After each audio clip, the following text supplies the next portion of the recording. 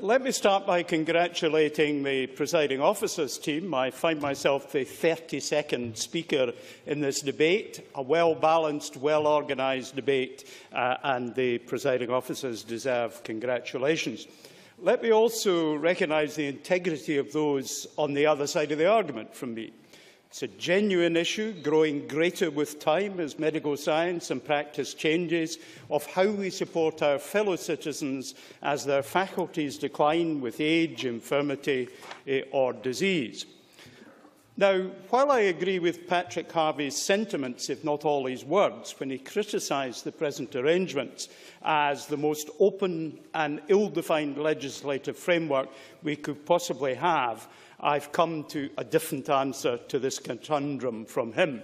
Now, as the last speaker before Patrick Harvie, I will try and very briefly sum up some of my responses to what's happened in the debate. In particular, I picked up on Richard Simpson's really fascinating description of the contribution of a profoundly disabled individual who was dying, and he emphasised how significant the contribution of that person could be.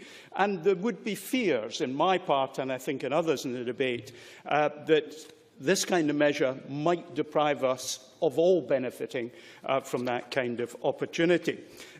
Alison McInnes, what I took from what she said, not her words, was that she was concerned about the normalisation of suicide.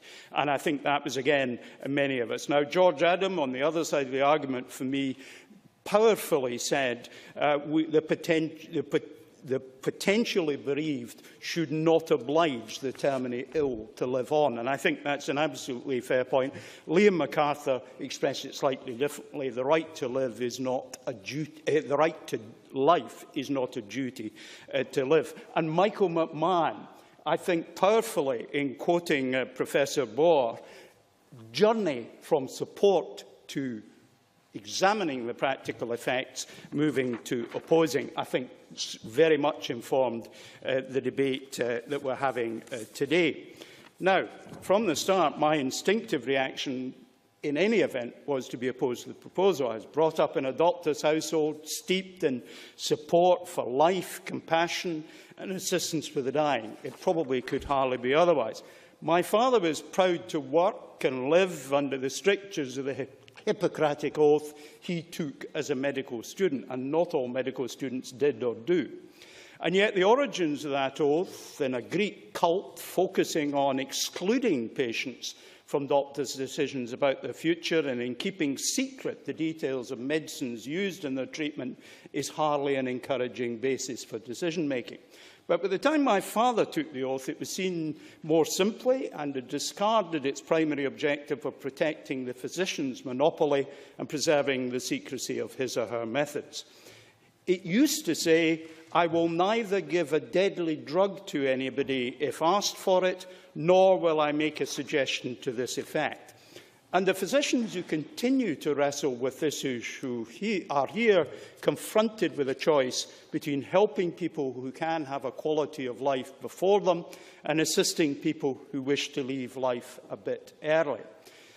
In the past, it was simple enough. Doctors did not need to struggle to maintain life when life itself would not do so. Those without perception of the world in which we live, those without prospect of resuming a meaningful quality of life, need not be treated. Nature could follow its course. Now, Nanette Milne referred to the relationship between doctors and patients, and certainly our relationship with doctors at critical times in our life is a very asymmetric one. We throw ourselves into their hands, and we may be insensible of their life-sustaining, life-threatening actions, which are taken by them to promote what they understand to be our best interests. I congratulate those who wrestled with this issue in committee. They've risen to the challenge, and the report is a model of clarity with integrity of reasoning.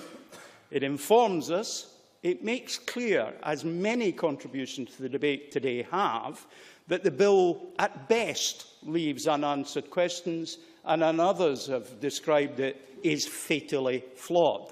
And I share that analysis. But ultimately, This is not a whip debate. It is one where we all individually have to engage with what is before us, and we have to make our individual decisions and be accountable for them. We're talking about people's lives. For my part, I have talked with the dying about their end. I've agreed actions and inaction with relatives and with friends about them and about my future. I've sat at the bedside of death. I have laid out the debt. For me, death is no passing stranger, and I will not be alone in this chamber in saying that. At the end of what essentially has been a discussion with myself, I found it boiled down to the simplest of questions. How would I feel when I knew that the doctor approaching me to provide treatment in my extremity had assisted another to an early exit from life when I so eagerly wished to stay?